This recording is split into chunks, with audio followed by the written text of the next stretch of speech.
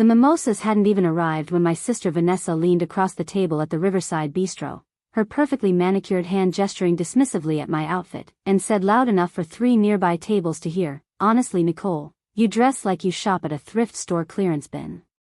Don't you ever want nice things?" Her friends Megan and Ashley giggled on cue, their designer handbags gleaming in the late morning sunlight streaming through the floor-to-ceiling windows. I looked down at my simple cotton sweater and jeans, both clean and comfortable, both paid for in cash, and felt the familiar sting I'd been feeling since childhood. But this time, something was different. This time, I had a secret that made her cruelty almost amusing. While she sat there in her $300 brunch dress, mocking my cheap life, she had no idea that I owned the building she lived in. The Meridian, that trendy Pearl District apartment complex she'd been bragging about on Instagram for the past 8 months, the one with the exposed brick and the rooftop terrace, belonged to me. And she was 4 days late on rent. Again. Before we jump back in, tell us where you're tuning in from, and if this story touches you, make sure you're subscribed because tomorrow I've saved something extra special for you. I should start at the beginning, or at least at a beginning that makes sense of how I ended up sitting across from my younger sister while she criticized every choice I'd made in the past decade. My name is Nicole Harper. I'm 32 years old, and I work as a financial analyst for a mid-sized investment firm in downtown Portland. The job isn't glamorous. Nobody's making movies about people who spend their days building spreadsheet models and analyzing cash flow statements. But it pays well, it's stable, and most importantly, it taught me something invaluable about money that most people never learn. Wealth isn't about what you spend. It's about what you keep. I grew up in a split-level house in Beaverton with parents who meant well but never quite understood that loving 2 daughters equally doesn't mean treating them identically. My sister Vanessa arrived 3 years after me, and from the moment she could toddle across a room, she had a gift for commanding attention. She was the baby, the sparkly one, the child who knew instinctively how to work a room even before she could string together complete sentences. I was the quiet one, the serious one, the daughter who made good grades and never caused problems and therefore never required much energy or concern. When Vanessa turned 16, our parents threw her a birthday party that cost nearly $4,000. I know the exact amount because I found the credit card statement months later while looking for stamps in the kitchen drawer. There had been a DJ, a photo booth with props, a dessert table that looked like something from a wedding reception, and a professional photographer who captured every moment of Vanessa's joy. 60 of her closest friends showed up to celebrate at a rented event space downtown, and she wore a dress our mother had taken her shopping for in Seattle, a special trip just the 2 of them.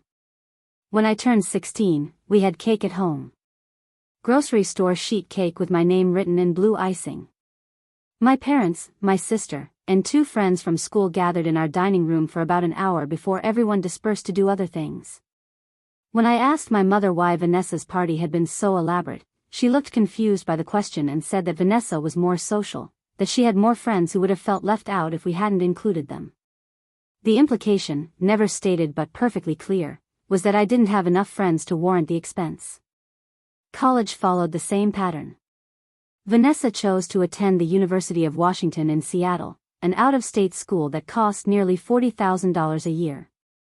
She wanted the experience, the adventure, the chance to reinvent herself somewhere new. Our parents stretched their budget to make it happen, taking out loans and adjusting their retirement contributions. She lasted 3 semesters before dropping out, deciding that traditional education wasn't for her creative spirit.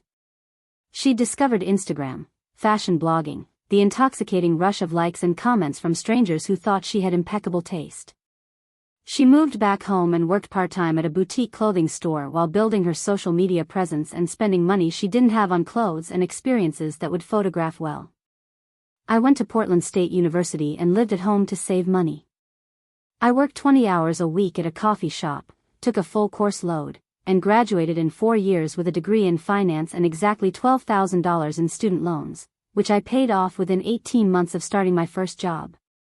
Nobody threw me a graduation party. Vanessa had a crisis that same weekend, some Instagram drama involving a friend who'd copied her outfit aesthetic, and my mother spent most of graduation day on the phone trying to talk Vanessa down from what she called a devastating betrayal. The pattern continued into our 20s and now our 30s. Vanessa's life was a highlight reel of expensive restaurants, weekend trips to wine country, shopping hauls, and an endless rotation of trendy activities that required both money and an audience. She dated men who drove nice cars and took her to places where she could be photographed looking enviably happy.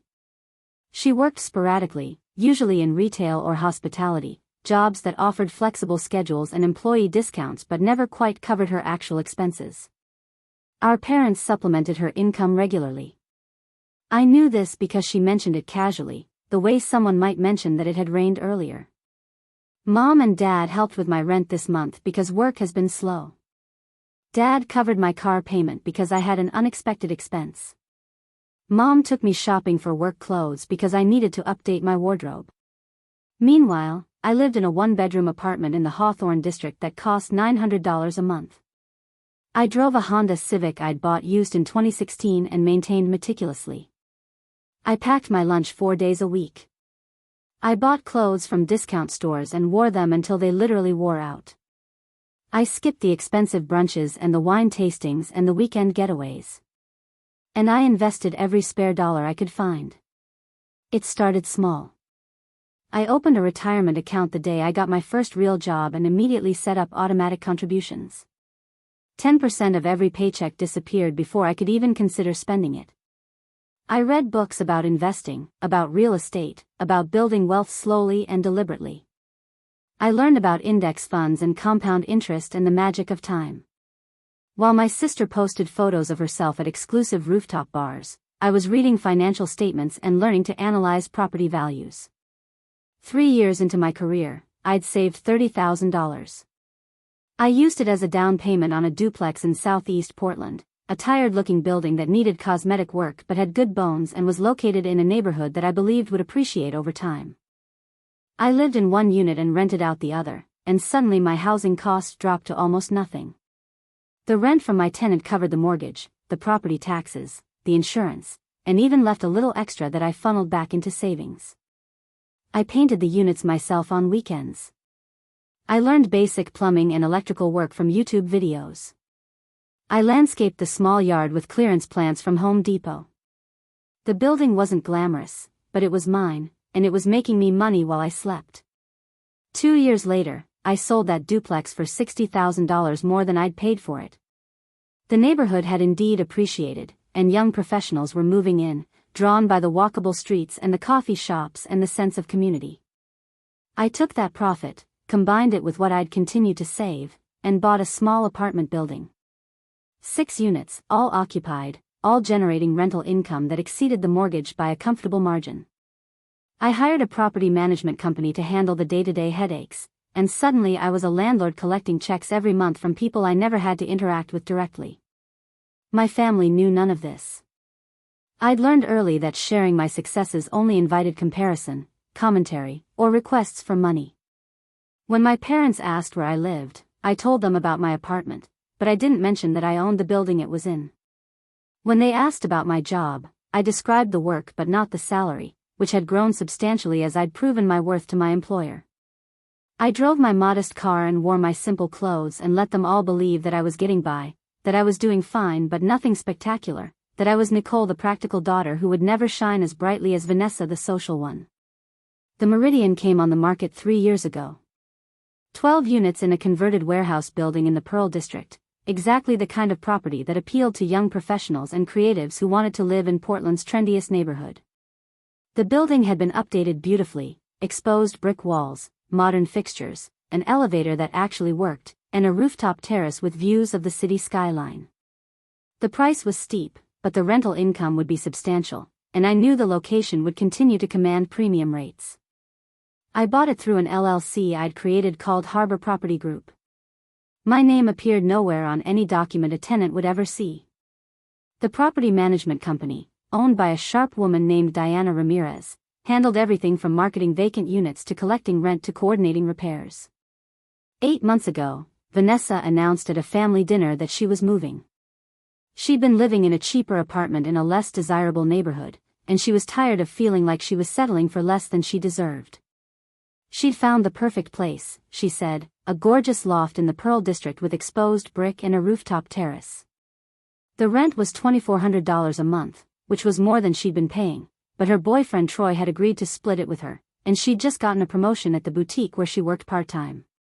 She showed us photos on her phone, swiping through images of the empty apartment with its gleaming floors and industrial chic light fixtures. My mother gasped with delight. My father nodded approvingly. I recognized the unit immediately.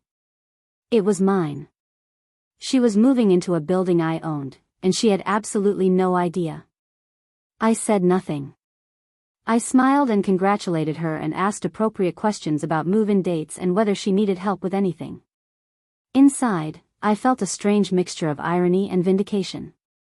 My sister, who had spent years mocking my modest lifestyle and my practical choices, was about to pay me $2,400 a month to live in a building my despised frugality had enabled me to buy. The first few months went smoothly. Her rent arrived on time, processed through the property management company's online portal. I checked the account regularly, watching the payments come in like clockwork. Then in month 4, the payment was 3 days late. Preparing and narrating this story took us a lot of time, so if you are enjoying it, subscribe to our channel, it means a lot to us. Now back to the story. Diana sent an automated reminder. The money arrived the next day. Month 5, 5 days late. Month 6, a week late, and Diana had to send a second notice.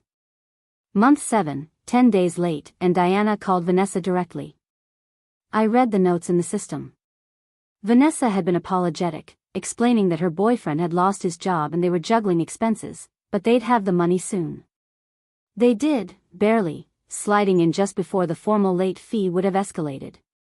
Now it was month 8, and we were 4 days past due with no payment and no communication.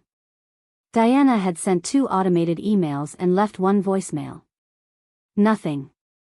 Radio silence from a tenant who was living in a space she couldn't actually afford and apparently didn't respect enough to prioritize. All of this was running through my mind as I sat at the Riverside Bistro on a Saturday morning, watching my sister sip a $17 cocktail and critique my life choices. Vanessa had suggested this brunch 2 weeks earlier, framing it as a chance for us to spend quality sister time together. She'd invited Megan and Ashley, which should have been my first clue that quality time wasn't actually the agenda. The 3 of them had been friends since high school, bonded by their shared love of shopping and their belief that a woman's worth could be measured by the labels in her closet and the stamps in her passport. The restaurant itself was exactly the kind of place Vanessa loved. Impossibly hip, with a wait list that stretched for weeks unless you knew someone, which Vanessa always seemed to. The menu featured things like organic acai bowls and free-range egg white frittatas and artisanal sourdough toast that cost $12 a slice. The clientele looked like they'd stepped out of a lifestyle magazine, all carefully curated casual elegance and effortless style that actually required tremendous effort and money to maintain. I'd arrived wearing what I always wore on weekends. Clean jeans, a comfortable sweater, simple canvas sneakers that had cost $30 and would last for years. My hair was pulled back in a ponytail. I wore no jewelry except for a watch my grandmother had given me before she died. I looked exactly like what I was, a woman who had better things to do with her money than perform wealth for strangers in a restaurant. Vanessa, by contrast, looked like she was about to be photographed for a magazine spread. Her dress was probably designer, though I didn't recognize the label. Her shoes definitely were, the distinctive red soles marking them as Louboutins that cost at least $600.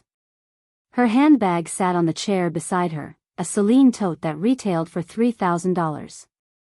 Her hair had been professionally styled in beachy waves that looked casual but had probably taken an hour and a salon visit to achieve.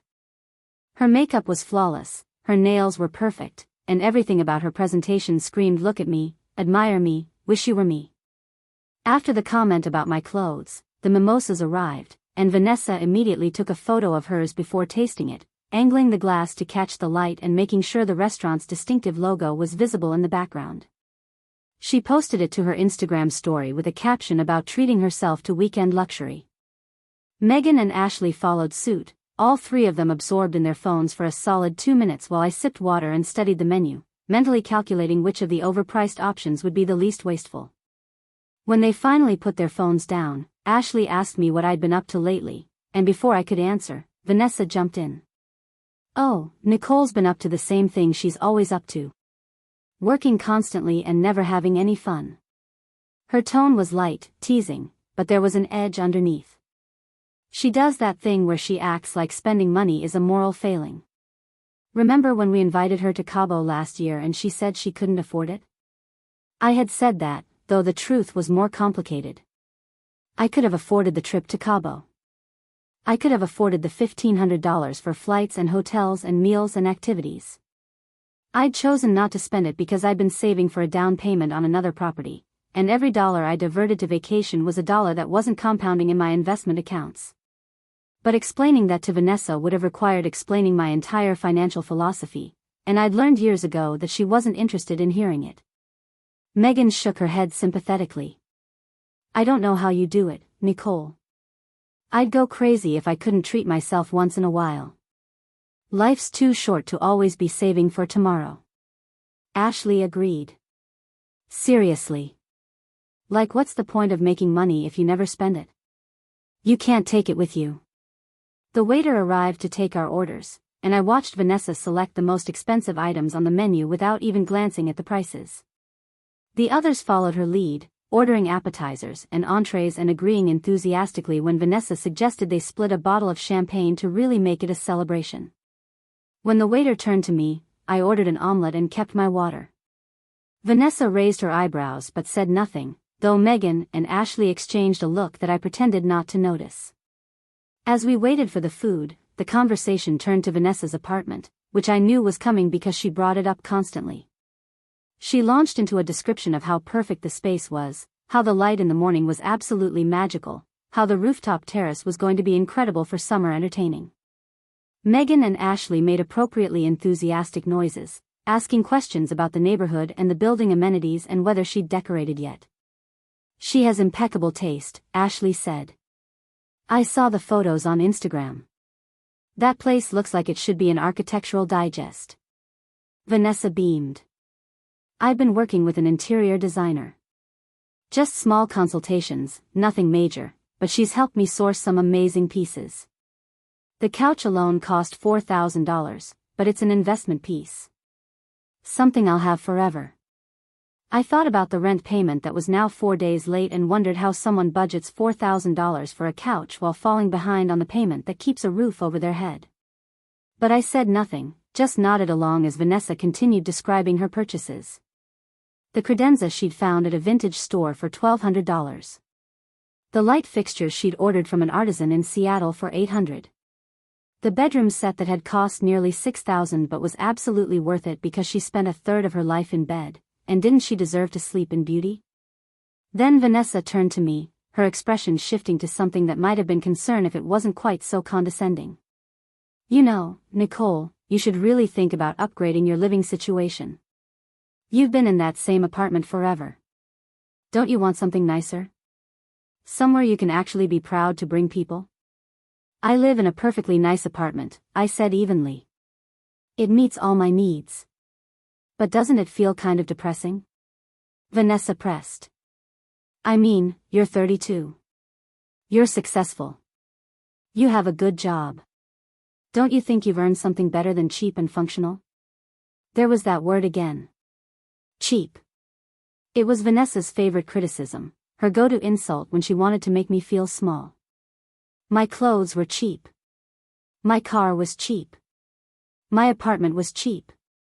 My entire life, in her assessment, was cheap, which meant it was lesser, which meant I was lesser. I thought about telling her right then. I thought about leaning across the table and saying, actually, Vanessa, I own a 12-unit apartment building in the Pearl District, and you're currently 4 days late on your $2,400 rent payment, so maybe you should worry less about my cheap life and more about your expensive one that you apparently can't afford. I thought about the look that would cross her face, the confusion, then the disbelief, then the humiliation as the truth settled in. I thought about how satisfying it would be to watch her perfect composure crack in front of her friends, in this restaurant she'd chosen specifically because it would make her look successful and important. But I didn't say any of that. Instead, I smiled and said, I'm comfortable with my choices, and changed the subject by asking Ashley about her new job. The conversation moved on, but I could feel Vanessa's judgment lingering in the air like smoke. She'd made her point. In front of her friends, in this expensive restaurant, she'd established the hierarchy. She was the successful sister, the aspirational one, the woman who knew how to live well. I was the cheap one, the boring one, the cautionary tale of what happens when you're too afraid to enjoy life. When the check came, it was over $300. Vanessa suggested we split it evenly, which meant I would be paying $75 for an omelette and water while subsidizing their champagne and appetizers. I pulled out my credit card without arguing, but I made a note of it.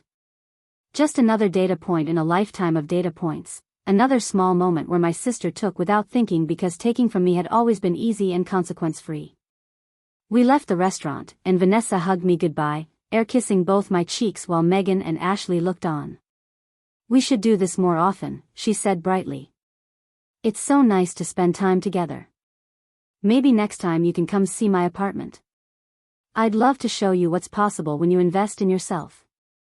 I smiled and agreed that we should definitely do this again and walked to my modest Honda Civic while she and her friends climbed into an Uber that would take them to their next activity, whatever expensive thing they'd planned to fill their Saturday afternoon. As I drove home, I thought about the payment that was now 4 days late. I thought about the automated reminder Diana would send tomorrow if the money still hadn't arrived. I thought about the formal late notice that would follow, and the conversation that would eventually have to happen if Vanessa continued to ignore her obligations. And I realized something that made me smile. My sister had spent the entire brunch mocking my cheap life, highlighting all the ways she believed she was superior, proving to her friends that she had transcended the boring practicality that limited people like me. But the truth was so much better than she knew. While she performed wealth she didn't have, I'd built actual wealth she couldn't see. While she impressed strangers with borrowed money and leveraged lifestyle, I owned assets that generated income. While she mocked my choices, those very choices had put me in a position of power she couldn't imagine. She thought she was the successful sister. She had no idea that she was literally paying me to exist in the life she found so impressive. And soon, very soon, she was going to find out exactly how cheap my life wasn't. The following Monday morning, I sat at my desk reviewing quarterly reports when my phone buzzed with a text from Diana Ramirez. She ran her property management company with ruthless efficiency, and I'd learned over the years that when Diana texted instead of emailing, it meant something required immediate attention or discretion. The message was brief and to the point.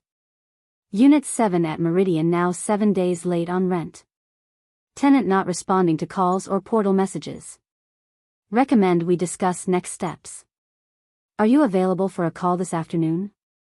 I replied that I was and spent the rest of the morning distracted by the intersection of my professional life and my extremely complicated personal one. Unit 7 was Vanessa's apartment. 7 days late meant we were approaching the threshold where consequences became serious. Oregon rental law gave landlords some flexibility, but it also protected tenants with specific timelines and procedures that had to be followed exactly. Diana knew all of this better than I did, which was why I paid her company 15% of collected rents to handle the details I didn't want to manage myself. At 2 in the afternoon, my phone rang. Diana's voice was warm but businesslike, the tone of someone who'd had this conversation hundreds of times with dozens of landlords about problem tenants. She started with the facts, laying them out in chronological order. Vanessa Harper and Troy Bennett had signed a 12-month lease 8 months ago. The first 3 months, payments had arrived on time. Month 4 had been 3 days late. Month 5, 5 days. Month 6, 7 days. Month 7, 10 days with multiple reminders required. Now month 8 was 7 days past due with zero communication from either tenant despite automated emails, phone calls, and a notice left on the door per legal requirements. Diana paused to let me absorb this, then continued. The lease they signed includes a standard late fee structure. After 5 days, we add $50 to the balance. After 10 days, it increases to $100. If we hit 15 days without payment, we can begin formal eviction proceedings, though that's always a last resort. Most tenants respond before it gets that far, but this particular situation has some red flags I wanted to discuss with you directly. I asked what kind of red flags, though I had some idea already. Diana explained that she'd done some routine social media checking, which she did periodically for tenants who showed signs of financial instability. Vanessa's Instagram account was public and extremely active. In the past week alone, while her rent sat unpaid, she'd posted photos from an expensive restaurant, a new handbag that Diana estimated cost at least $1,500, and what appeared to be a day trip to the coast that would have required gas, meals, and probably a hotel room. The pattern suggested someone who wasn't struggling to find money but rather someone who was choosing to spend money on everything except rent. There's another complication, Diana added carefully. Her boyfriend Troy moved out 3 weeks ago. We have him on camera removing boxes and furniture in the middle of the night, which violates the lease terms since both of them are listed as tenants and both are responsible for the full rent amount. Vanessa hasn't informed us of his departure, hasn't requested to remove him from the lease, and hasn't arranged for someone else to take over his portion of the rent. She's now solely responsible for $2,400 a month on income that, based on her employment verification from the original application, was never really sufficient to cover that amount even with Troy splitting it. I sat back in my office chair, processing this information. My sister was living in an apartment she couldn't afford, had apparently been abandoned by her boyfriend who'd been covering half the rent, and was responding to this financial crisis by buying handbags and posting aspirational content on social media. It was so perfectly Vanessa that I almost laughed. The woman who'd mocked my cheap life 2 days earlier was currently 7 days behind on rent while spending money she clearly didn't have on things she absolutely didn't need. Diana was waiting for direction, so I asked her what she recommended. Her answer was measured and professional. We can give her until day 10 with another round of contact attempts. Phone calls, emails, another door notice. If we still have no payment and no communication by then, we file for eviction. The process in Oregon takes about 3 to 4 weeks from filing to actual removal, assuming she doesn't pay and doesn't fight it in court. If she does pay before we file, we collect the rent plus the $100 late fee and document everything carefully in case the pattern continues. I thought about this for a moment. The smart business decision was obvious. Follow the lease, follow the law, protect my investment. If Vanessa couldn't pay rent, she needed to move somewhere she could afford.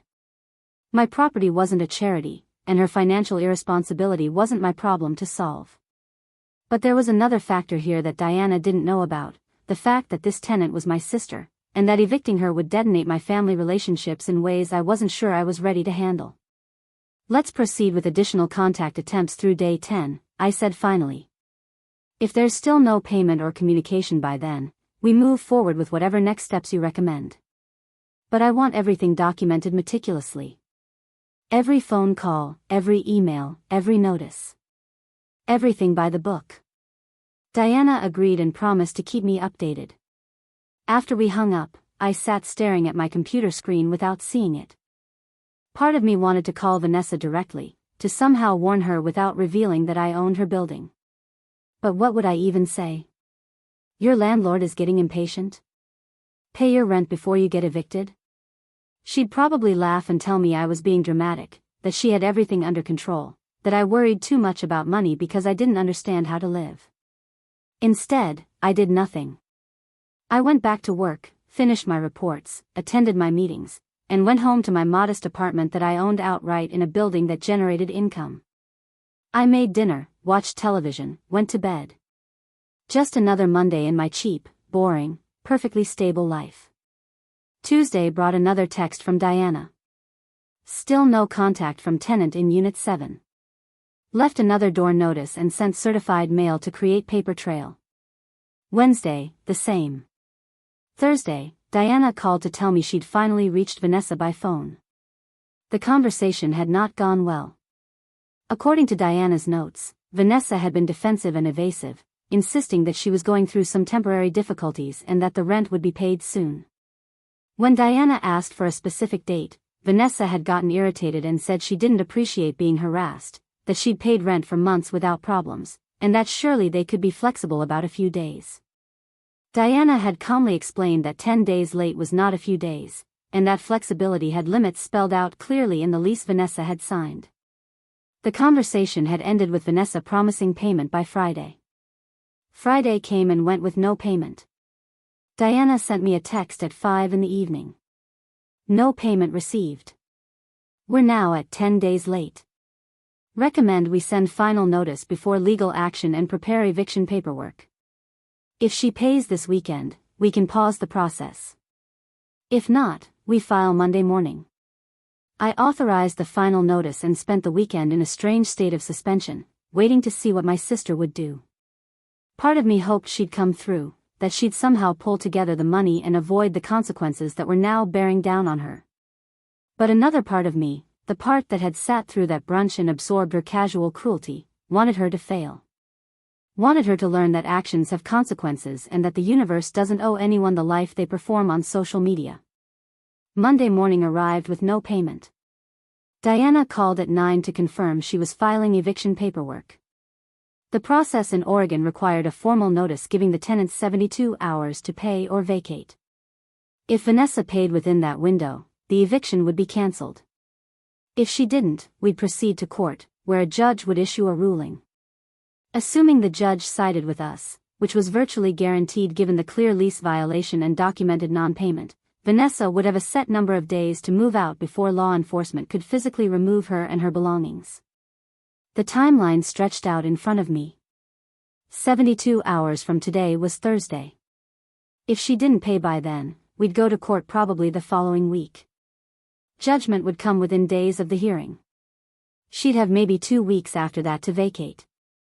All told, my sister had perhaps 3 to 4 weeks left in the apartment she loved, the one she'd decorated with designer furniture, the one she'd posted about endlessly on Instagram, the one she'd used as proof that she was living a life worth envying.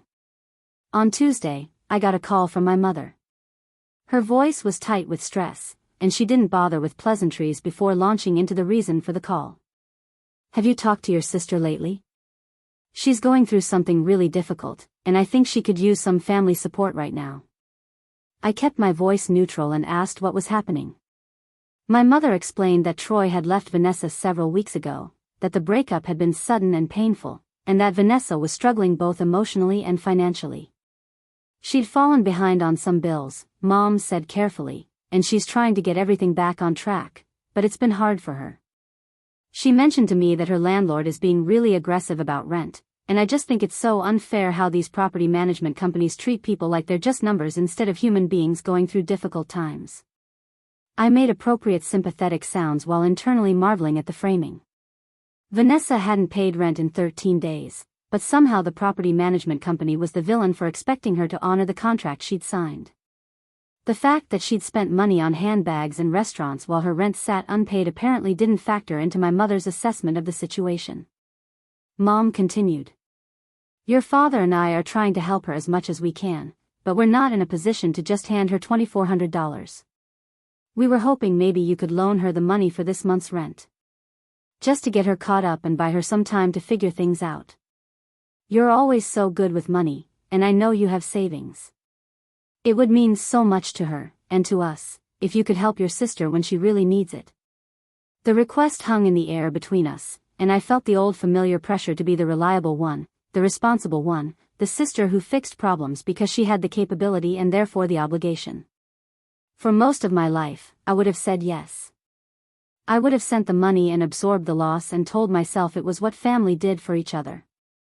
But sitting in my office with eviction paperwork filed on a tenant who happened to be my sister, I finally had clarity about what this pattern really was. I took a breath and said something I'd never said before to my mother. I'm not going to do that, Mom. Vanessa is almost 30 years old.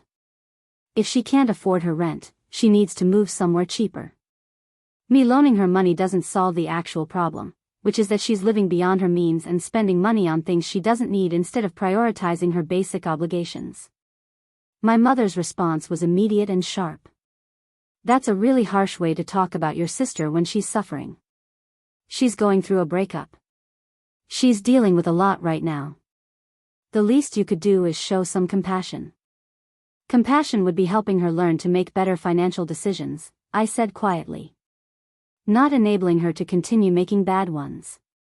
She was at an expensive brunch with me 3 days ago, buying designer handbags last week, taking day trips while her rent sits unpaid. That's not someone who doesn't have money. That's someone who has money but chooses to spend it on everything except what actually matters. The silence that followed was cold and angry.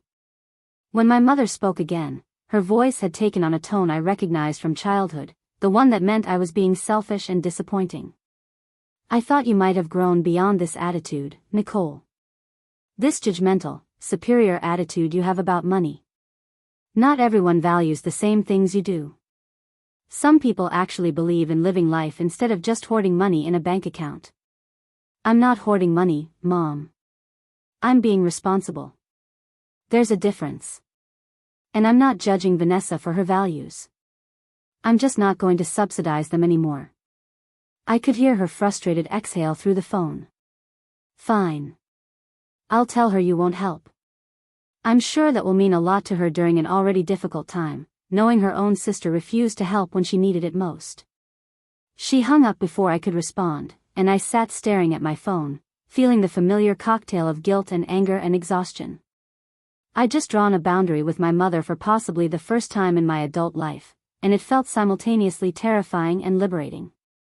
I knew there would be consequences. I knew this conversation would be reported back to Vanessa with added commentary about my coldness and selfishness. I knew my father would probably call next to apply additional pressure. But I also knew I'd done the right thing, the thing that respected both myself and the truth of the situation. Wednesday came with no payment from Vanessa. Thursday arrived, marking the end of the 72-hour pay or vacate period. Diana called at noon to confirm that no payment had been received and no communication had occurred. We're proceeding to court, she said. The hearing is scheduled for next Tuesday morning. You don't need to be there since I'll represent the property owner, but I wanted you to have the date in case you want to attend. I thanked her and said I'd think about it. The idea of sitting in a courtroom watching my sister get evicted was deeply unappealing, but another part of me felt like I should witness the consequences of this whole situation. I'd made choices that led here. I'd bought the building, I'd allowed the property management company to follow standard procedures, I'd refused to intervene even when my mother asked directly. Hiding from the results of those choices felt cowardly. That evening, my phone rang again. This time it was my father, his voice carefully controlled in that way that meant he was furious but trying to appear reasonable. Your mother told me about your conversation regarding Vanessa. I have to say, Nicole, I'm disappointed in your response. Family helps family. That's not a suggestion, it's how we operate. You have the means to help your sister, and you're choosing not to out of some kind of principle that frankly seems petty. I asked him if he knew how much Vanessa had spent on handbags and restaurants in the past 2 weeks while her rent sat unpaid. He dismissed the question. What she spends her money on is her business. The point is she needs help right now, and you're refusing to provide it because you've always been judgmental about how other people choose to live their lives. The accusation stung because it contained a grain of truth wrapped in a thick layer of mischaracterization. I wasn't judgmental about how people lived their lives. I was tired of being expected to subsidize my sister's choices while my own choices were mocked and diminished. But explaining that to my father would require him to acknowledge decades of unequal treatment, and I knew from experience that he wasn't capable of that level of self-examination. I'm not going to loan Vanessa money, Dad. If she needs financial help, you and Mom are welcome to provide it. But I'm done being the backup plan for situations she creates through her own poor decisions. He tried several more angles, cycling through disappointment, obligation, and finally veiled threats about how this would damage my relationship with the family. I listened to all of it with a strange sense of detachment, as if I were observing the conversation from outside my own body. When he finally ran out of arguments, he said something that crystallized everything I'd been feeling for weeks. You've changed, Nicole. You used to care about family. Now all you care about is money.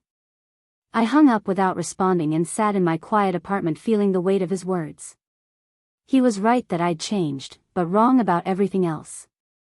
I didn't care more about money now. I cared more about myself. I'd spent 3 decades putting my family's needs and wants ahead of my own, accepting crumbs of affection while watching my sister receive the full meal, convincing myself that being the strong one meant never needing anything.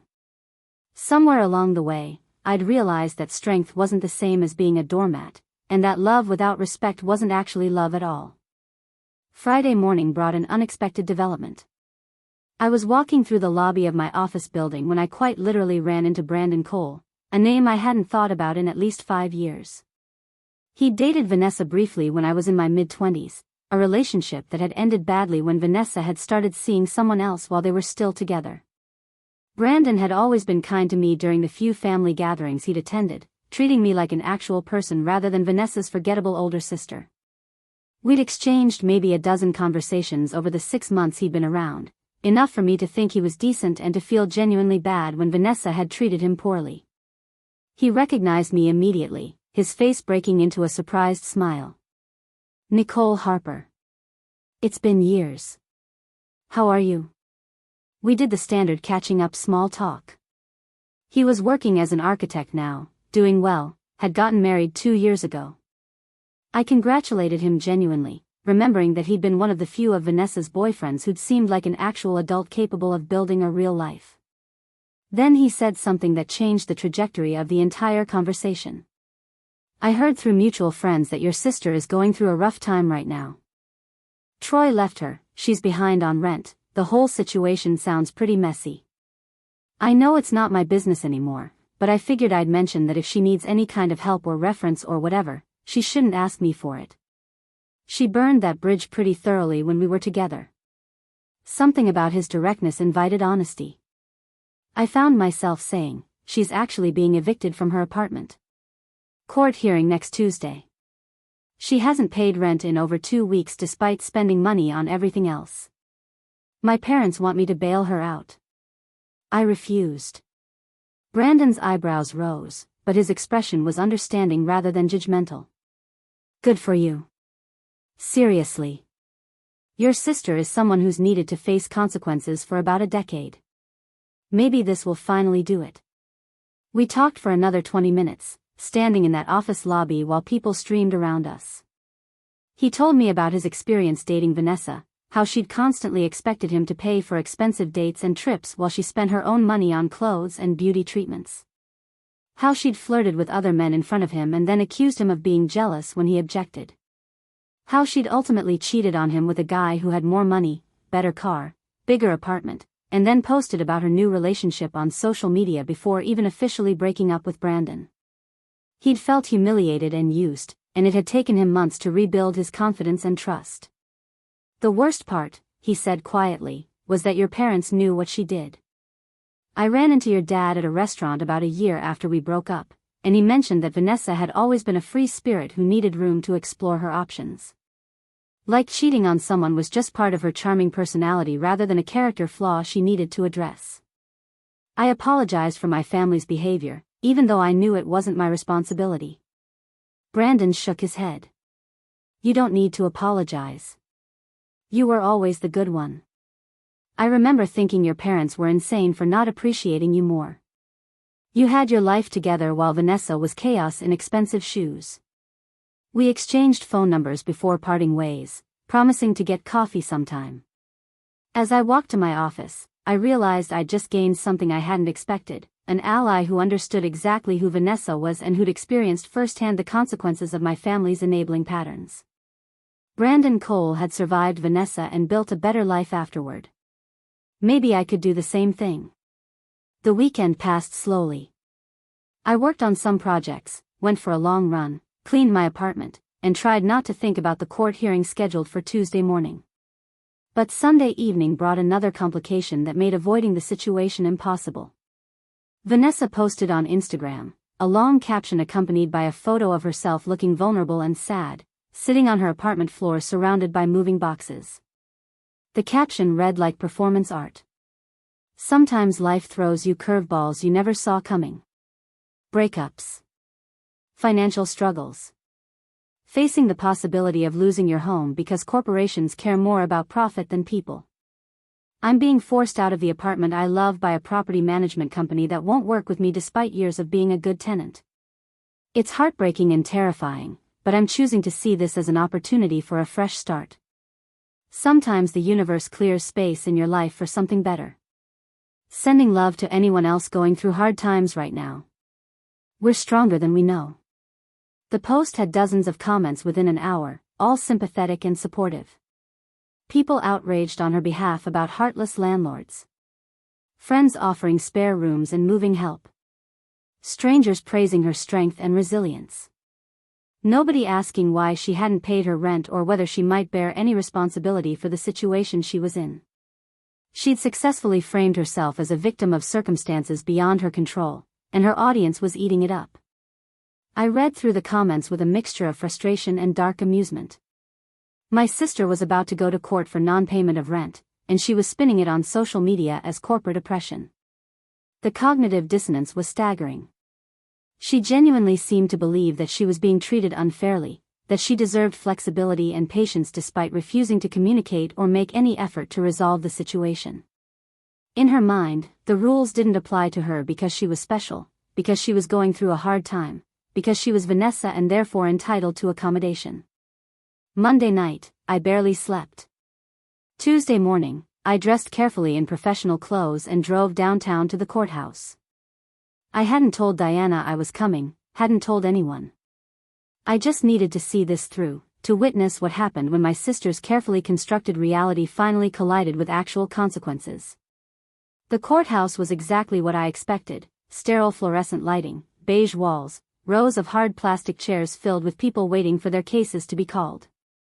I arrived 15 minutes early and found a seat in the back of the courtroom where I could observe without being immediately visible. The room smelled like industrial cleaner and stale coffee, and the air conditioning rattled with a persistent hum that made the space feel even more impersonal. Diana arrived 10 minutes before our scheduled time, carrying a leather portfolio thick with documentation. She wore a navy suit and her dark hair pulled back in a neat bun, every inch the consummate professional. She didn't see me in the back row, and I didn't announce myself. I wanted to remain invisible for as long as possible, a ghost witnessing the unraveling of my sister's carefully constructed life.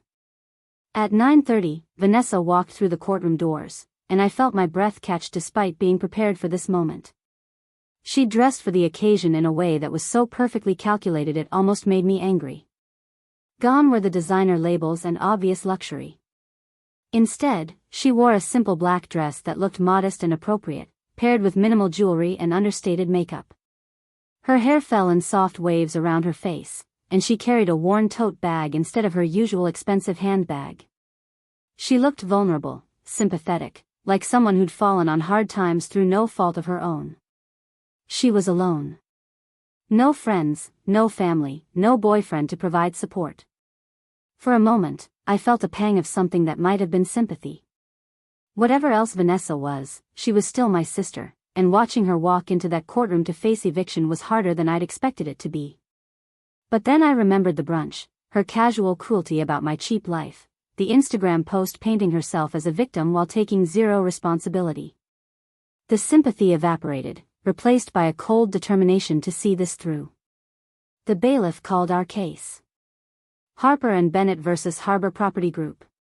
Diana stood and approached the judge's bench. Vanessa followed, moving with less confidence than I'd ever seen from her. The judge, a woman in her 50s with steel gray hair and reading glasses perched on her nose, reviewed the paperwork Diana had submitted with efficient speed. The proceeding was remarkably brief and businesslike.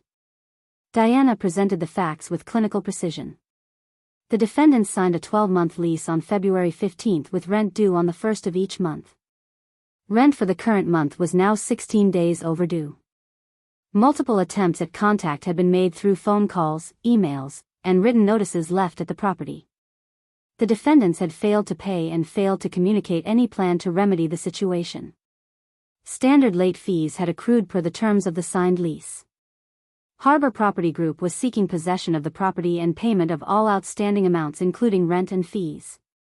The judge turned to Vanessa. "Do you dispute any of these facts?" Vanessa's voice was soft, almost trembling. "I don't dispute that I'm behind on rent, Your Honor. But I'm asking for some flexibility in the timeline. I went through a sudden breakup. My boyfriend who was splitting the rent with me left unexpectedly, and I've been trying to figure out how to manage the full amount on my own. I've been a good tenant for 8 months. I just need a little more time to get caught up." The judge's expression didn't change. Did you communicate any of this to the property management company? Did you call them, email them, ask for a payment plan or an extension? Vanessa hesitated, and I could see her realizing that she'd made a critical error. I was dealing with a lot emotionally. The breakup was really hard. I thought they'd be more understanding. Understanding requires communication, Miss Harper. The judge tapped the papers in front of her. I have documentation here showing that the property management company made multiple attempts to reach you. 6 phone calls, 4 emails, 3 written notices. You didn't respond to any of them until you were served with this eviction notice. Is that correct? I was going through a difficult time, Vanessa repeated, but her voice had lost its conviction. I understand that breakups are challenging. The judge's tone was not unkind, but it was firm. However, you still have legal obligations spelled out in a contract you signed. When you couldn't meet those obligations, you had a responsibility to communicate with your landlord, to ask for accommodation, to work out a solution. You chose not to do any of that. Instead, you simply didn't pay rent and didn't respond when they tried to reach you. That's not how the legal system works. Vanessa tried one more angle, her voice taking on a pleading quality. If you could just give me 30 days, I can figure something out. I can borrow money from family, find a roommate, get a second job. I just need time. The judge consulted the paperwork again. According to this documentation, you've been late on rent for 4 of the 8 months you've lived in this unit. The pattern suggests chronic financial instability, not a one-time crisis. Even if I granted you 30 days, what evidence do I have that you'd use that time productively rather than falling further behind? Vanessa had no answer for that. I watched her shoulders slump, watched the performance crumble as she realized she wasn't going to charm or cry her way out of this situation. The judge was looking at facts, at documentation, at a clear pattern of behavior. Everything Vanessa had spent her life avoiding was now the only thing that mattered. The judge delivered her ruling with the same efficient clarity she'd brought to the entire proceeding. I'm granting Harbor Property Group possession of the property. Miss Harper, you have 14 days from today to vacate the premises and remove all your belongings. If you fail to vacate within that time frame, law enforcement will assist with your removal. You also owe $2,400 in back rent plus $100 in late fees, for a total of $2,500. Harbor Property Group may pursue collection of that debt through appropriate legal channels. Do you understand the ruling? Vanessa nodded, her face pale. I understand. The gavel came down with a sharp crack that seemed to echo through the courtroom. Case dismissed. Next case. Just like that, it was over. 8 months of Vanessa living in an apartment she loved, decorating it with expensive furniture, posting endless photos of her perfect Pearl District life, all of it ending in less than 15 minutes of judicial efficiency. Diana gathered her papers and left through a side door, her job complete. Vanessa stood frozen at the defendant's table for a long moment before finally turning and walking toward the exit. I remained seated, watching her leave. She looked smaller somehow, diminished by the impersonal machinery of consequences she'd never had to face before. Part of me wanted to call out to her, to offer comfort or support or at least acknowledgement that I'd witnessed her humiliation. But I stayed silent, letting her walk past without knowing I was there. This moment needed to belong entirely to her, to the reality of choices and their aftermath. After she left, I sat in that courtroom for another 10 minutes, processing what I'd just witnessed. My sister had been evicted. The court had given her 14 days to leave the apartment she'd mocked my cheap life from, the apartment she'd used as proof of her superior lifestyle, the apartment I owned through an LLC she still knew nothing about. The irony was almost too perfect, too neat, like something from a morality play rather than real life. I finally stood and walked out into the bright October morning. The sun was shining, the air crisp and clean, and I felt a strange lightness in my chest. Not joy, exactly, but relief. The waiting was over. The consequences had arrived. Whatever happened next would unfold according to timelines and procedures that were now out of everyone's control. I drove to work and tried to focus on my actual job, the one that paid my bills and funded my investments. But throughout the day, My mind kept drifting back to that courtroom, to Vanessa's face when the judge had denied her request for more time, to the way her carefully constructed persona had simply dissolved when confronted with someone who didn't care about her Instagram following or her designer clothes or her ability to look vulnerable and sympathetic. That evening, my phone rang with my mother's number. I considered not answering, but some masochistic part of me wanted to hear how she would frame what had happened. I picked up on the fourth ring. Her voice was tight with barely controlled fury. "Your sister went to court today. She's being forced out of her apartment. They're giving her 2 weeks to move. She's devastated, Nicole. Absolutely devastated." "And where were you? Where was her family when she needed support?" "I was working," I said calmly. "And Vanessa is almost 30 years old. She went to court to answer for not paying her rent. That's a consequence of her choices, not something that requires family support." My mother's response was sharp and bitter. "I don't know what happened to you. You used to have compassion. You used to care about your sister. Now you're just cold and judgmental, sitting in your little apartment criticizing everyone while pretending you're better than the rest of us." I let the words wash over me, recognizing them for what they were. Deflection. Blame shifting. The same pattern my family had used for decades to avoid accountability. Vanessa's eviction wasn't about Vanessa's choices in their narrative.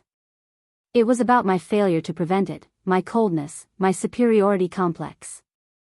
Anything to avoid the obvious truth that my sister had created this situation through her own irresponsibility. "Mom," I said quietly, "Vanessa didn't pay rent for over 2 weeks. She spent money on expensive meals and handbags while her landlord tried repeatedly to contact her. She went to court because she violated her lease agreement. None of that is my fault, and none of it required my involvement. She needed family support," my mother insisted. "She needed to know someone was on her side. I am on her side. I'm on the side that wants her to learn from this and make better choices. Bailing her out doesn't help her. It just teaches her that she can avoid consequences if she cries loud enough."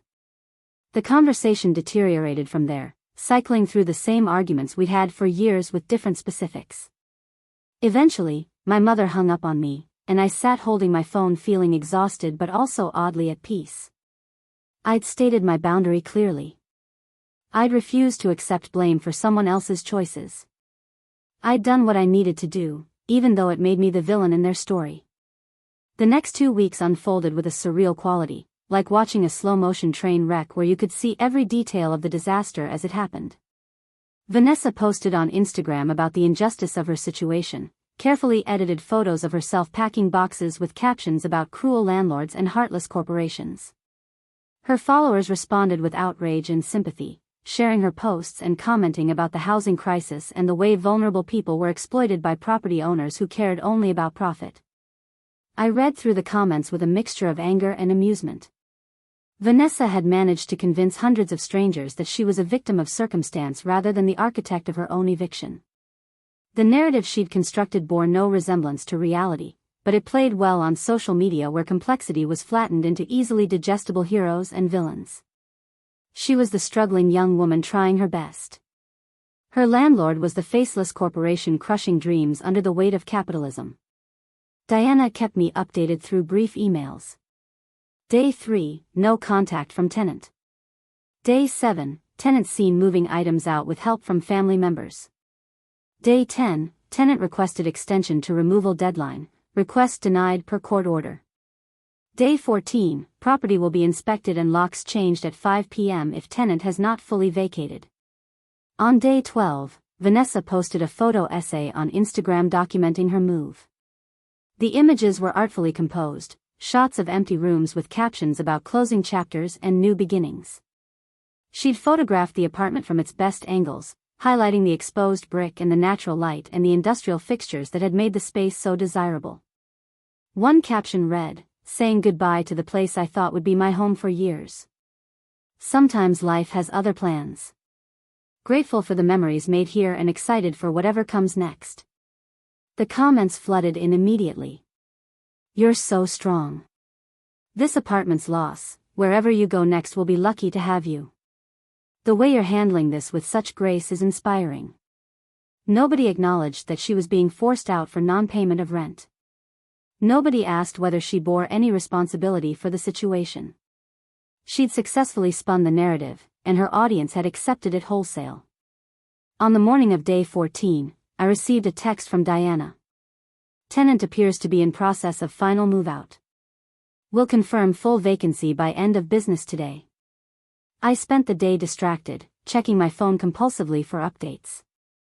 At 4:30, Diana sent another message. Property fully vacated as of 4 p.m. Conducting walkthrough now. Will send full report within 24 hours. It was done. Vanessa was out. The apartment I owned was empty again, ready to be cleaned and repaired and listed for the next tenant who would hopefully pay rent on time and communicate like an adult. The whole situation had reached its logical conclusion, consequences delivered through legal processes that cared nothing for family dynamics or Instagram narratives. That evening, I poured myself a glass of wine and sat on my balcony watching the city lights flicker on as darkness fell. I thought about calling someone, sharing the news, processing the complicated emotions swirling through my chest. But who would I call? My parents were angry with me for refusing to bail Vanessa out. Most of my extended family had probably heard some version of events that painted me as cold and unsupportive. My friends knew the broad strokes but didn't understand the decades of context that made this moment so significant. Instead, I texted Brandon Cole, the ex-boyfriend I'd reconnected with in the office lobby weeks earlier. We'd exchanged a few messages since then, friendly check-ins that felt easy and comfortable. I kept the message simple. My sister got evicted today from an apartment she loved. I'm having complicated feelings about it. His response came quickly. Want to get coffee tomorrow morning? Sometimes complicated feelings need in-person processing. I agreed, grateful for the offer and for someone who understood without needing lengthy explanations. We met the next morning at a cafe in the Hawthorne district, a neighborhood spot with mismatched furniture and strong coffee and none of the performative trendiness of places Vanessa preferred. Brandon arrived right on time, ordered a black coffee, and settled into the chair across from me with the comfortable presence of someone who'd learned to be at peace with himself. I told him the whole story, starting with the brunch where Vanessa had mocked my cheap life and ending with yesterday's final move-out. I explained about owning the building, about refusing to reveal myself as her landlord, about watching the eviction proceed through proper legal channels while my family blamed me for not preventing it. He listened without interrupting, his expression thoughtful and occasionally surprised but never judgmental. When I finished, he sat back in his chair and studied me for a moment. Can I ask you something? Do you feel guilty? The question landed with unexpected weight. I considered it carefully, examining my actual emotions rather than the ones I thought I should feel. Honestly? No. I feel sad that it came to this. I feel frustrated that my family can't see their role in creating a person who thinks rules don't apply to her. But I don't feel guilty for not preventing consequences she earned through her own choices. Good, Brandon said firmly. Because you shouldn't. Your sister is an adult who made adult decisions. She chose not to pay rent. She chose not to communicate with her landlord. She chose to spend money on luxuries while ignoring her basic obligations. Those were her choices, not yours. You didn't evict her. Her own behavior did. His validation felt like cool water after weeks in a desert. I'd been so surrounded by family members insisting I should have helped, should have intervened, should have saved Vanessa from herself, that I'd started to wonder if they were right. But Brandon was offering a different perspective, one that acknowledged personal responsibility and the importance of letting people face the natural consequences of their actions. We talked for over an hour, the conversation flowing easily between serious topics and lighter ones. He told me about his wife, about the life they were building together, about how his experience with Vanessa had actually helped him recognize green flags in healthy relationships because he knew what red flags looked like. I found myself telling him about my real estate investments, about the quiet satisfaction of building wealth without needing to perform it for an audience, about the freedom that came from living below my means and investing the difference. As we were leaving, Brandon said something that stuck with me. You know what the best revenge is? It's not making your sister face consequences, even though she needed that. It's building a life so solid and peaceful that her chaos can't touch you. Sounds like you've already done that. I drove home thinking about his words and about the strange journey that had brought me here. 4 weeks ago, I'd been sitting at an overpriced brunch absorbing my sister's casual cruelty while secretly knowing I owned her building. Now she was evicted, my family was furious with me, and I was somehow more at peace than I'd been in years. The chaos hadn't touched me because I'd built something too stable to be shaken by family drama and manufactured emergencies. Diana's full report arrived that afternoon, a detailed walkthrough of the apartment's condition. The space had been left reasonably clean, though there was some damage beyond normal wear and tear. A hole in the bedroom wall where something had been removed carelessly. Scratches on the hardwood floors from furniture being dragged. Several deep stains on the carpet in the second bedroom. Diana estimated the security deposit would cover about half the repairs, with the remaining costs totaling around $800 that would be added to the debt Vanessa already owed. The report included photographs of every room, and I found myself clicking through them slowly. This was the space Vanessa had decorated so carefully, the apartment she'd posted about constantly, the home she'd claimed to love. Now it was empty and slightly damaged, just another unit in a building that would soon house someone new. All those Instagram posts, all that performance of having arrived at the perfect life, reduced to scratched floors and unpaid debts. Over the next few days, the social media activity intensified. Vanessa posted a long essay on Facebook about the experience of being displaced, framing it as a cautionary tale about the housing crisis and corporate greed. She talked about the emotional toll of forced relocation, about the trauma of having your home taken away, about the way the system was rigged against ordinary people trying their best to survive. The post went viral in local community groups, generating hundreds of comments and shares. People who'd never met my sister were outraged on her behalf. They shared similar stories of landlords they felt had treated them unfairly. They railed against property management companies and real estate investors. They positioned Vanessa as a symbol of everything wrong with housing in Portland, a sympathetic figure crushed by forces beyond her control. The narrative had taken on a life of its own, spreading far beyond Vanessa's immediate circle into broader conversations about rent control and tenant rights and economic inequality. I read through these conversations with fascination and frustration. My sister had successfully turned her eviction for non-payment into a social justice issue, painting herself as a victim of systemic problems rather than personal choices. And because she'd never mentioned the Instagram posts showing her expensive lifestyle, the meals out, the designer purchases made while rent sat unpaid, her audience had no reason to question the story she was telling. They saw what she showed them, a struggling young woman failed by a cruel system. Part of me wanted to comment, to share the documentation Diana had compiled, to show the screenshots of Vanessa's Instagram posts juxtaposed with the dates her rent was due. I wanted to reveal the truth, to correct the record, to stop the spread of a narrative that bore no resemblance to reality.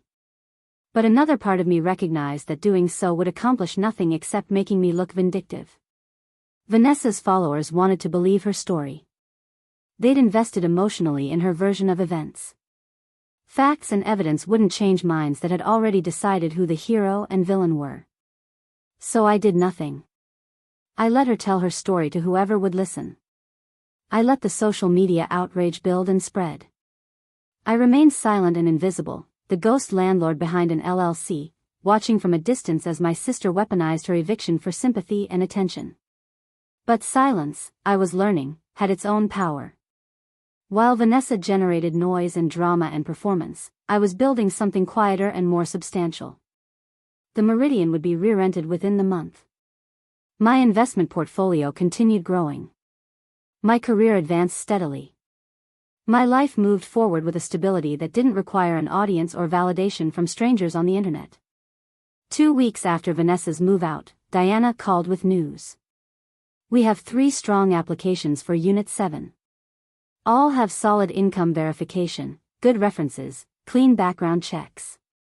Do you have a preference, or should I select based on standard criteria? I told her to use her judgment, trusting the systems I'd put in place to operate without my constant involvement. The next tenant wouldn't be my sister. They'd be someone who paid rent on time, communicated professionally, and understood that housing was a contractual relationship with obligations on both sides. The apartment would once again become what it was meant to be, an investment property generating income, nothing more and nothing less. That evening, I received an unexpected message on Facebook from someone I didn't recognize. The profile showed a woman about my age with a warm smile and a background image of mountains. Her name was Chloe Richardson, and her message was brief but intriguing. Hi Nicole. I lived in the apartment below your sister at the Meridian. I saw some of her recent posts about being evicted and wanted to reach out because I think there's more to this story than she's sharing publicly. Would you be willing to chat sometime? I have information you might find interesting. I stared at the message for a long time before responding. This was either a trap of some kind or an opportunity for perspective from someone who'd witnessed the situation from a different angle. Curiosity won out over caution. I replied that I'd be willing to talk and suggested we meet for coffee. Chloe responded immediately, proposing a time and place for the following afternoon. As I confirmed the meeting, I felt a shift in the energy of the whole situation. For weeks, I'd been operating in isolation, making decisions without allies, carrying the weight of family judgment alone. But maybe I wasn't as alone as I'd thought. Maybe there were other people who'd seen through Vanessa's performance, who understood that the story she was telling publicly didn't match the reality they'd observed. I went to bed that night with a strange sense of anticipation. Tomorrow I'd meet with someone who'd lived below my sister, who'd perhaps heard things or seen things that I could only speculate about. Whatever Chloe Richardson had to share, it promised to add another dimension to a story I thought I already understood completely. And maybe, just maybe, it would confirm that the choices I'd made, the boundaries I'd held, the consequences I'd allowed to unfold naturally, had been the right ones all along. The coffee shop Chloe suggested was a small independent place in the Alberta Arts District, the kind of neighborhood spot that prioritized strong espresso and comfortable seating over Instagram-worthy aesthetics. I arrived 5 minutes early and claimed a table near the window, ordering a simple drip coffee while I waited. The afternoon sun slanted through the glass, warming the worn wooden table in front of me. Chloe walked in exactly on time, and I recognized her immediately from her profile photo. She was perhaps a year or two older than me, with shoulder-length brown hair and an open, friendly face that suggested someone who smiled easily and often. She spotted me, waved, and ordered her own coffee before joining me at the table. "Thank you for meeting me," she said as she settled into her chair. "I wasn't sure if you'd respond to my message, but I felt like I needed to reach out after seeing what your sister has been posting online." I took a sip of my coffee, letting her set the pace of the conversation. "What made you decide to contact me?"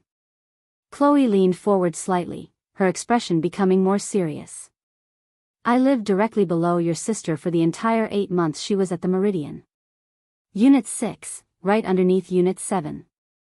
The walls and floors in that building are not particularly soundproof, which means I heard a lot more than I probably should have. And what I heard doesn't match up with the story she's been telling on social media about being this struggling victim of corporate greed." She pulled out her phone and opened a notes app where she'd apparently been documenting things. "I hope this doesn't seem creepy, but I started keeping a record about 3 months ago because the noise and disruptions from upstairs were getting so frequent that I thought I might need to file complaints. I never did file anything because I didn't want to be that neighbor, but now that she's gone and telling this whole narrative about being unfairly evicted, I thought someone should know what it was actually like living below her." I felt my pulse quicken slightly. "What kind of things did you hear?" Chloe scrolled through her notes, and I could see dates and times listed in organized rows. "Let's start with the parties. Your sister had people over at least twice a week, sometimes more. Loud music until 2 or 3 in the morning. Lots of voices, lots of drinking. I could hear bottles clinking, people laughing and shouting. The building has quiet hours after 10 p.m., but she violated them constantly. I complained to the property management company 4 times. They sent her warnings, but nothing changed." She continued scrolling. "Then there were the arguments with Troy, her boyfriend. I heard them fighting probably once a week for the last 3 months they were together. Screaming matches that went on for hours. I could hear her throwing things. One night in August, something heavy hit the floor so hard that my ceiling light fixture shook. That was probably when he punched that hole in the bedroom wall that the move-out report mentioned. I thought about the damage Diana had documented, the repairs that would cost around $800 beyond the security deposit. Chloe was confirming that the destruction hadn't been accidental or the result of normal wear and tear. It had been the product of chaos and conflict that my sister had never mentioned in any of her sympathetic social media posts. "There's more," Chloe said. "About 2 months ago, I started hearing her on the phone with what sounded like creditors. Multiple calls, sometimes daily, where she'd be arguing about payment plans or due dates or why she couldn't pay right now. I'm not trying to eavesdrop on purpose, but when someone is shouting into their phone in an apartment with thin floors, you can't help but hear it. She owed money to a lot of people, Nicole. Credit cards, medical bills, personal loans from friends. She'd promised to pay and then never follow through. My sister's financial situation was apparently even worse than I'd realized. The rent she couldn't pay was just one debt among many, part of a larger pattern of spending money she didn't have and then avoiding the consequences for as long as possible." Chloe took a breath before continuing. "The thing that really bothered me was the lying. About 6 weeks ago, she had friends over for what sounded like a dinner party. I could hear the conversation through my ceiling, and she was telling them this whole story about how her landlord was trying to force her out because they wanted to raise the rent and bring in wealthier tenants. She said the building was being gentrified and that she was fighting to stay because it was a matter of principle.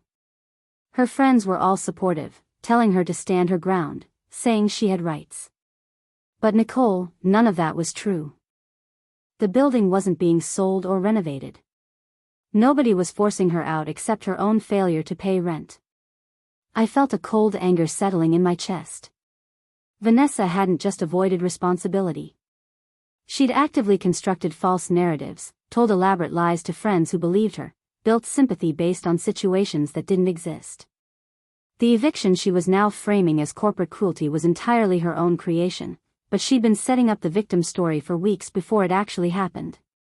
"Did you know she owned designer clothes and bags worth thousands of dollars?" Chloe asked. "I'd see her coming and going with shopping bags from Nordstrom and Saks. New outfits constantly. She drove a leased BMW that must have cost at least $500 a month. But somehow she couldn't afford $2,400 in rent? The math didn't add up."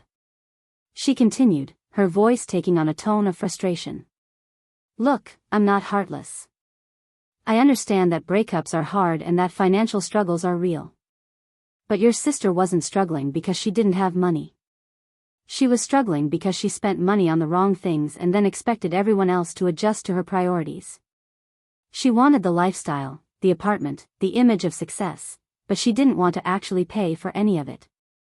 I realized Chloe was offering me something invaluable, independent confirmation from someone who had no stake in family dynamics, no reason to take sides, no agenda beyond sharing what she directly observed.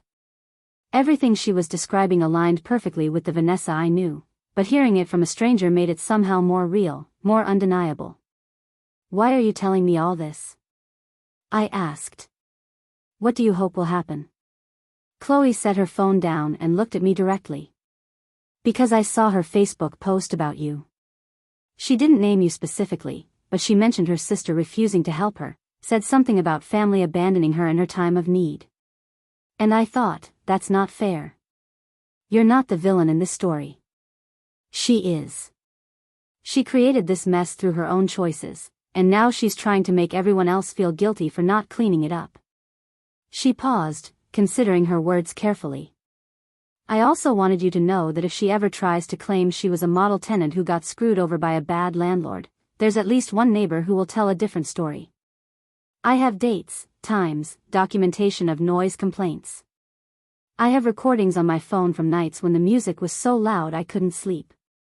If she tries to damage the property owner's reputation with lies, I'll speak up." The offer was unexpected and deeply appreciated. "Thank you," I said quietly. "I can't tell you how much it means to hear this from someone outside my family. They all think I'm being cruel for not bailing her out." "You're not being cruel," Chloe said firmly. "You're being rational. Your sister is 30 years old. She has to learn that actions have consequences.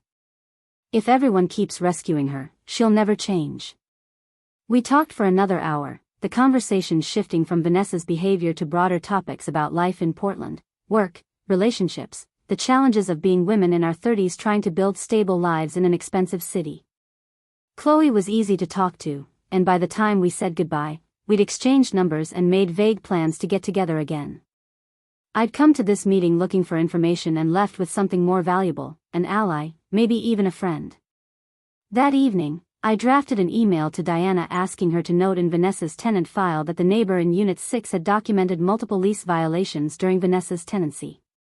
I explained that Chloe Richardson was willing to provide statements if needed for any future disputes. Diana responded within hours, thanking me for the information and confirming it would be added to the permanent record. The next few days brought a strange kind of peace. Vanessa continued posting on social media about her displacement, but the posts were starting to feel repetitive, the same victim narrative told in slightly different ways. Her engagement numbers were dropping. People were moving on to other dramas, other causes, other stories that felt fresh and urgent. The internet's attention span was short, and my sister's eviction was old news. My parents called twice during this period. The first call was from my mother, her voice cold and distant. She informed me that Vanessa had moved into their house temporarily while she looked for a new apartment. The spare bedroom was now serving as Vanessa's living space, and they were helping her get back on her feet. The implication was clear, they were doing what family was supposed to do, unlike me. I asked how long Vanessa planned to stay with them. My mother's response was vague. As long as she needs to. We're not going to put a timeline on supporting our daughter when she's going through a crisis. I bit back the observation that the crisis was self-inflicted and would likely continue indefinitely if Vanessa faced no pressure to resolve it. Instead, I simply said I hoped it worked out well for everyone and ended the call as quickly as possible. The second call came from my father 3 days later. His tone was more measured than my mother's, though still carrying an undercurrent of disappointment. He explained that Vanessa was struggling to find a new apartment because the eviction on her record was making landlords reluctant to rent to her. She'd applied to 6 places and been rejected by all of them. Without a co-signer or someone willing to vouch for her, she was essentially shut out of the rental market. Could you write her a reference letter? My father asked. You work in finance. You're credible. If a landlord saw that her own sister was willing to vouch for her, it might make a difference. The request was so audacious that I almost laughed. He wanted me to lie to a potential landlord, to stake my professional reputation on a sister who'd just been evicted for non-payment, to help her gain access to another apartment she probably couldn't afford. It was enabling dressed up as familial obligation, and I wasn't going to participate. No, I said simply. I won't do that. Vanessa was evicted for not paying rent. That's a fact. Any landlord who checks references deserves to know that information, not get a fake recommendation from a family member trying to help her hide her history.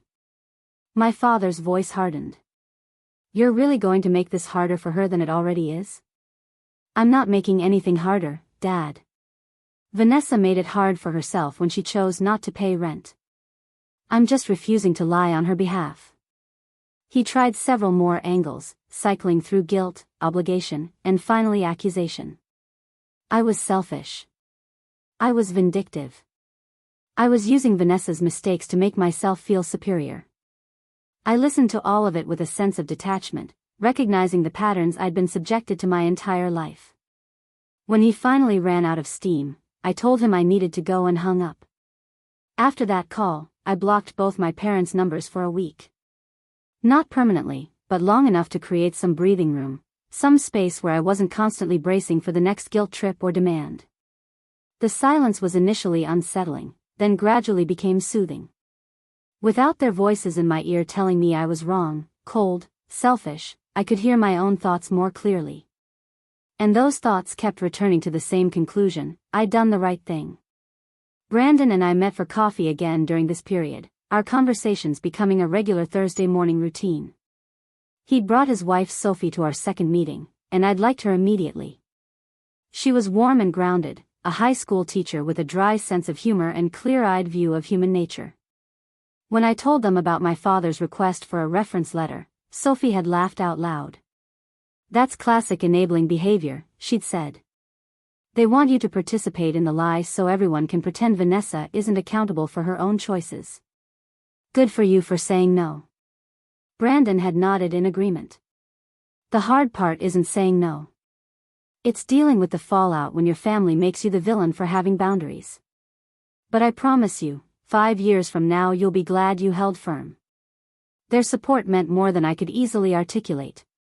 These were people who understood dysfunctional family patterns, who'd either experienced or witnessed the damage that came from constant enabling and excuse-making. They didn't judge me for refusing to help Vanessa. They celebrated the boundary I'd drawn. 3 weeks after the eviction, Diana sent me an update. Unit 7 had been re-rented to a young couple, both software engineers with stable incomes and excellent references. They were paying $2,500 a month, $100 more than Vanessa had been paying, and they'd provided first month, last month, and a full security deposit up front. The apartment had been repaired and repainted, the damaged wall fixed, the scratched floors refinished. It looked better than it had when Vanessa moved in 8 months earlier. The email included photos of the renovated space, and I found myself staring at them for a long time. This was the apartment my sister had loved, the space she'd decorated carefully and posted about endlessly. Now it housed strangers who would treat it with respect, who would pay their rent on time, who would follow the lease terms they'd agreed to. The chaos Vanessa had brought was gone, replaced by the quiet functionality of a well-managed rental property. That same week, I received a Facebook friend request from someone named Ashley Morrison, one of Vanessa's friends who'd been at that brunch where she'd mocked my cheap life. I almost ignored it, assuming it was some kind of spy mission on Vanessa's behalf. But curiosity got the better of me, and I accepted. Ashley sent me a message within minutes of my acceptance. "Hey Nicole. I know this is probably weird, but I wanted to reach out directly. I've been thinking a lot about that brunch we had a few weeks ago, and about some things Vanessa has been saying since then, and I feel like I owe you an apology." I stared at the message, completely confused. An apology for what? Her response came quickly. For going along with her narrative that day. For laughing when she made fun of your clothes and your lifestyle. I didn't think much about it at the time because that's just how Vanessa talks about you, like you're this boring, uptight person who doesn't know how to have fun. But then everything happened with her eviction, and I started paying more attention to what she was actually saying versus what was actually true. She continued.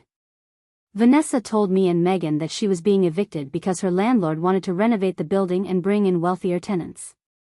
She said it was basically gentrification and that she was fighting it on principle.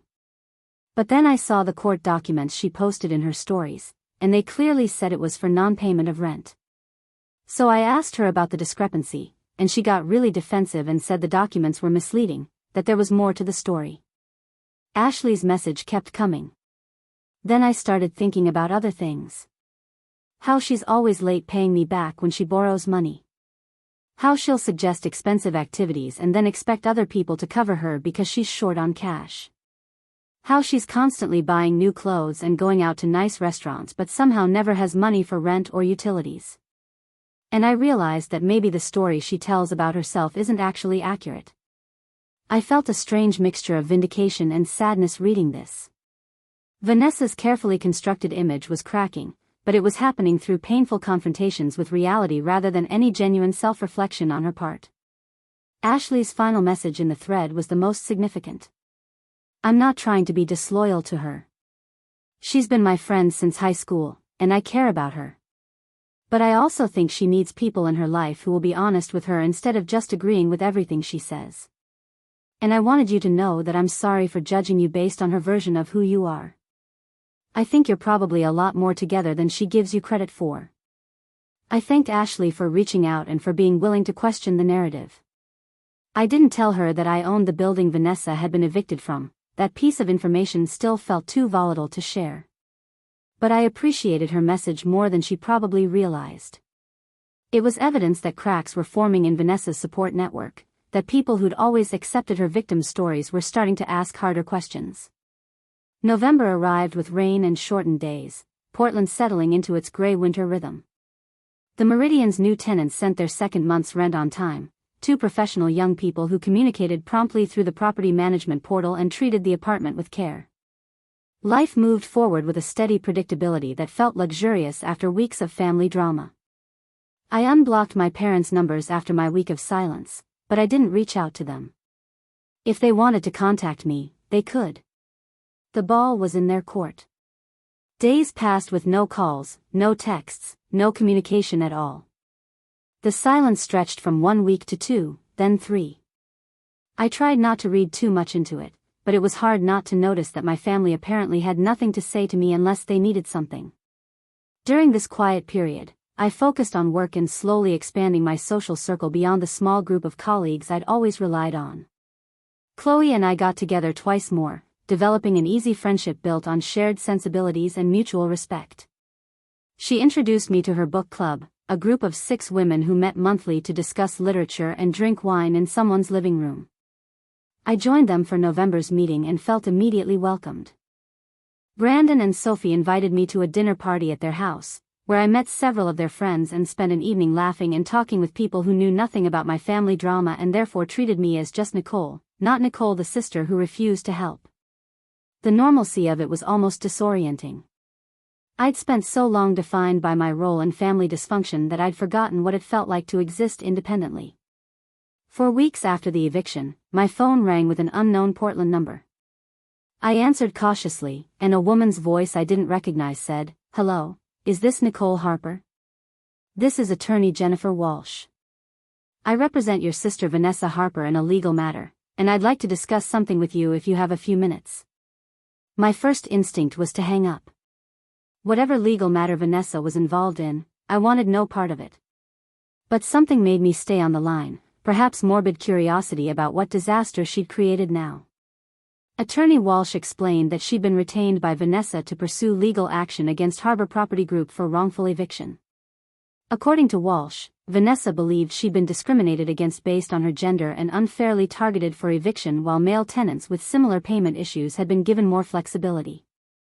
Walsh was calling me because Vanessa had indicated I might be willing to provide a statement about the property owner's character and business practices. The irony was so thick I almost choked on it. My sister was suing the LLC I owned, and her lawyer was asking me to help build the case against myself. I took a moment to compose myself before responding. "I'm not willing to provide any statement supporting Vanessa's case," I said carefully. "I have no knowledge of how Harbor Property Group operates or whether they discriminate against anyone. And frankly, based on what I know about my sister's situation, the eviction seems justified." Attorney Walsh's tone cooled noticeably. "I see. Can I ask why you're unwilling to support your own sister in what appears to be a legitimate case of tenant mistreatment?" "Because she wasn't mistreated," I said flatly. "She was evicted for not paying rent. That's a legitimate reason to evict someone. It's spelled out clearly in every lease agreement. If she wants to claim discrimination, she'll need actual evidence, not just her word that she was treated unfairly." The lawyer tried a few more approaches, but I shut them all down politely and firmly. After she hung up, I immediately called my own attorney, Stephen Wu, and explained the situation. He listened carefully, asked several questions, and then laughed. "This lawsuit has no merit," he said confidently. "Your sister was evicted following proper legal procedures for documented non-payment of rent. Unless she can prove that male tenants in similar situations were treated differently, which she can't because they weren't, she has no case. Any lawyer worth their retainer would have told her that before taking her money." He paused. "Although I suspect what's actually happening is she found a lawyer willing to file a nuisance suit hoping you'll settle just to avoid the hassle. It's a common tactic. They know they'll lose in court, but they're gambling that a settlement might be cheaper than litigation." I asked Stephen what we should do. His response was immediate. "We file a motion to dismiss based on failure to state a claim. We provide all documentation showing she was treated exactly the same as any tenant who violates their lease. We make it clear we won't settle under any circumstances. Most importantly, we don't let her waste time or money on a lawsuit that's DOA." He handled everything quickly and efficiently, filing the appropriate motions within days. The lawsuit my sister had probably hoped would pressure me into a settlement instead became another example of her refusing to accept responsibility. She'd been evicted fairly, but rather than acknowledge her role in that outcome, she was doubling down, claiming victim status, trying to rewrite reality through legal action. The lawsuit also created an unexpected side effect. Diana called me 3 days after Stephen filed our response to tell me that Vanessa's lawyer had subpoenaed records from the Meridian, including tenant files, communication logs, and financial records. In preparing those documents, Diana had realized she needed to disclose who actually owned Harbor Property Group. "I think your sister is about to find out you're her former landlord," Diana said carefully. "The LLC information will be in the court filings. There's no way to keep it hidden once we respond to discovery requests." I'd known this moment would come eventually, but I hadn't expected it quite so soon or in quite this manner. The secret I'd kept for months was about to explode in the most public, most confrontational way possible. My sister was suing me without knowing it, and when she discovered the truth, the fallout would be spectacular. Part of me wanted to tell her myself, to control the narrative and the timing. But another part of me felt that she'd created this situation by filing a baseless lawsuit, and she deserved to discover the truth in whatever way it naturally unfolded. I'd spent months protecting her from reality. Maybe it was time to let reality introduce itself without my interference. I told Diana to proceed with normal disclosure procedures. Don't hide anything, and don't highlight anything. Just provide what's legally required and let the information speak for itself. That weekend, I prepared for the inevitable explosion. I warned Brandon and Sophie that things were about to get messy. I made sure Stephen Wu was on standby for whatever came next. I took long walks in the rain, trying to center myself for the storm I knew was coming. And then, on a Tuesday afternoon exactly 5 weeks after Vanessa's eviction, my phone exploded with messages. Texts from my mother, my father, numbers I didn't recognize. Voicemails piling up faster than I could delete them. Facebook Messenger requests from distant relatives and family friends. Everyone suddenly wanted to reach me urgently. I knew without checking a single message what had happened. Vanessa had found out. The lawsuit she'd filed against Harbor Property Group had revealed that Harbor Property Group was owned by me. Her former landlord was her sister. The person she'd been mocking for living a cheap life was actually the person who'd owned the apartment she'd considered proof of her success. The truth was finally out, and there was no taking it back. I didn't answer any of the calls or read any of the messages for 3 full hours. Instead, I sat in my quiet apartment and simply breathed, preparing myself for whatever came next.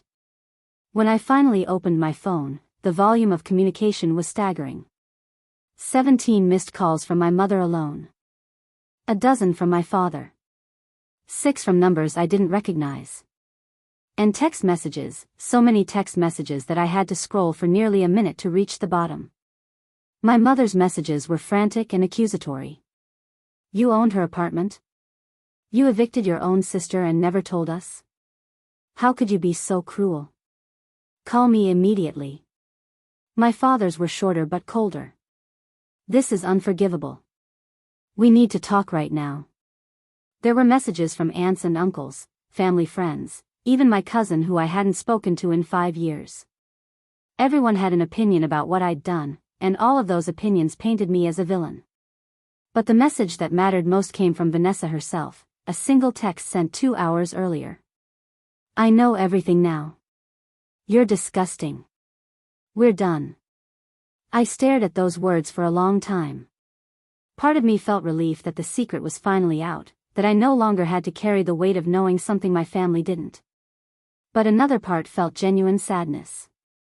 Whatever relationship Vanessa and I had once had, however flawed and unequal it might have been, was truly over now.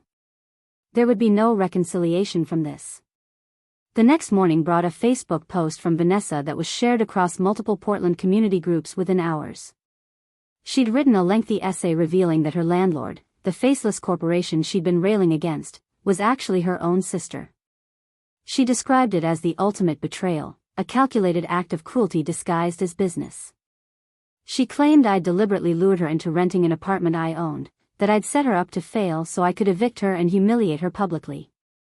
The post was a masterpiece of manipulation, taking facts and twisting them into a narrative where she remained the victim and I became a monster. The comments section filled rapidly with reactions ranging from shock to outrage. Some people defended me, pointing out that I'd apparently owned the property before she moved in and that non-payment of rent justified eviction regardless of family relationships. But more people sided with Vanessa, calling me heartless and cruel, saying that family should never treat family this way. The court of public opinion was in session, and I was being judged by people who knew nothing about 30 years of context. I received one call that I did answer, from attorney Jennifer Walsh, who'd contacted me weeks earlier about Vanessa's lawsuit. Her voice was professional but noticeably embarrassed. "Ms. Harper, I'm calling to inform you that we're withdrawing the lawsuit against Harbor Property Group. After reviewing all the documentation and learning about the family relationship involved, I don't believe this case has merit. I apologize for any inconvenience." I thanked her for her professionalism and hung up. Vanessa's lawyer had done what Vanessa herself refused to do, acknowledge reality and accept that the eviction had been legitimate. The lawsuit was dead, which meant my sister had lost her last avenue for reframing the narrative through legal vindication. My parents demanded a family meeting. I agreed to meet them at a neutral location, the same coffee shop where I'd first sat down with Chloe. When I arrived, both of them looked older and more worn than I'd ever seen them. My mother's eyes were red from crying. My father's jaw was set in a hard line of disappointment and anger.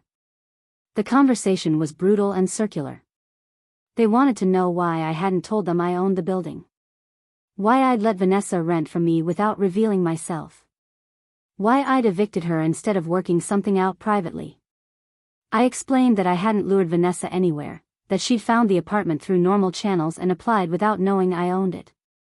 I explained that the property management company had followed standard procedures, that I'd been kept informed but hadn't interfered with their professional judgment. I explained that family relationships didn't exempt anyone from basic obligations like paying rent. None of it mattered. In their minds, I should have revealed myself immediately when Vanessa applied. I should have refused to rent to her. Or I should have given her unlimited flexibility once she fell behind on payments. Anything except what I'd actually done, which was treat her like any other tenant who'd violated their lease.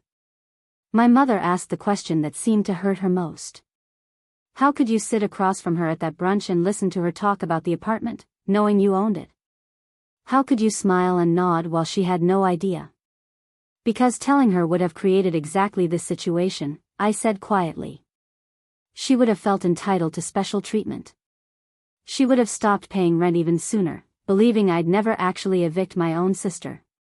Keeping it private was the only way to maintain appropriate boundaries.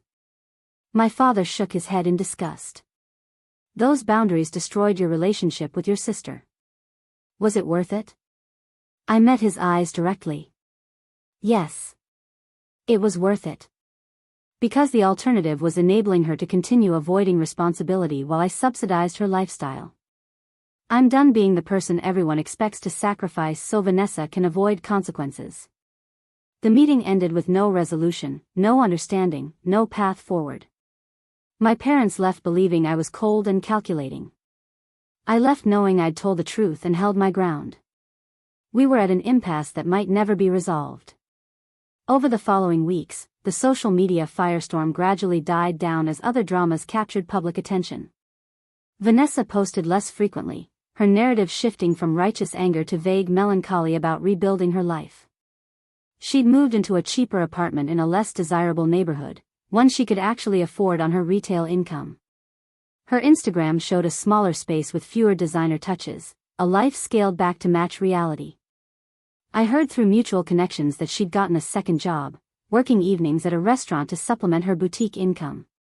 She was apparently paying her own bills now, managing her money more carefully because there was no safety net left.